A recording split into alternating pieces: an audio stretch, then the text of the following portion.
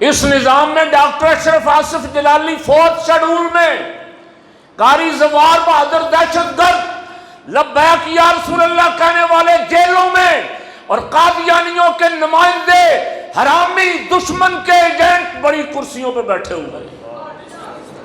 یہاں انصاف ہوگا؟ بولنے تو صحیح، ڈر تو نہیں گئے؟ ڈرنا نہیں، پرچہ میرے خلاف ہوگا یا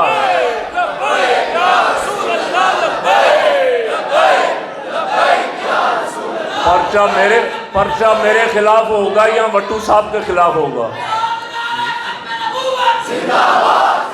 اور وہ پڑھے لکھے کر کیا رہے ہیں؟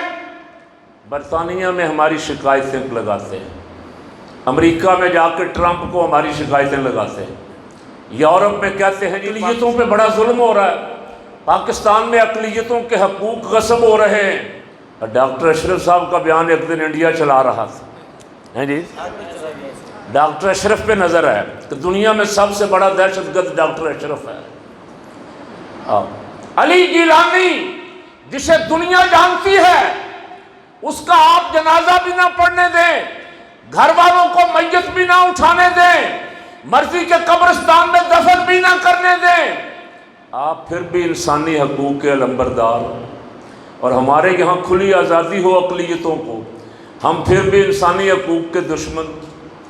ذرا توجہ سے میری باتیں آپ نے غور کرنی۔ آپ یقین فرمائیں میں مسجد میں بیٹھا ہوں، جانوروں کی طرح عورتیں ننگی پڑی، مرد بھی ننگے پڑے ہوئے، سارا جنسیات کا، ہم جنس پرستوں کا اڈا، ایسے لگتا ہے جیسے یہ جانوروں کی دنیا ہے، لیکن اسے تو میڈیا رپورٹ نہیں کرتا۔ وہاں تو عورتوں کی کوئی بے حرمتی نہیں ہوتی۔ پاکستان میں اگر ایک واقعہ ہوتا ہے تو تمہارے امریکہ میں 10,000 واقعات روزانہ گینگ ریپ کے ہوتے ہیں۔ وہ انسانی حقوق ہے؟ ہمیں فیٹ آف لسٹ میں رکھا ہوا ہے، 26 شرطیں ہم نے پوری کر دیں، 27ویں شرط وہ کہتے ہیں یہ دکاندار، اس نے دکان خریدی، پیسہ کہاں سے لیا، یہ بھی معلومات ہم تک پہنچنی چاہیے۔ اگر پاکستان یہ معلومات نہیں دے گا تو یہ گرے لسٹ میں نہیں آئے گا، یہ فیٹ آف کی لسٹ میں، دہشت گردوں کی لسٹ میں رہے گا، اس سے پابندیاں نہیں اٹھائی جائیں گی۔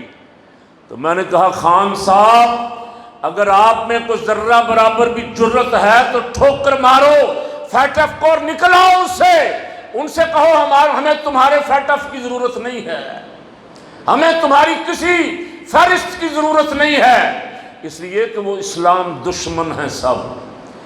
ان کی قادیانیوں سے دوستی نہیں ہے، قادیانیوں کو ہمارے خلاف استعمال کرنے کے لیے رکھا ہوا ہے۔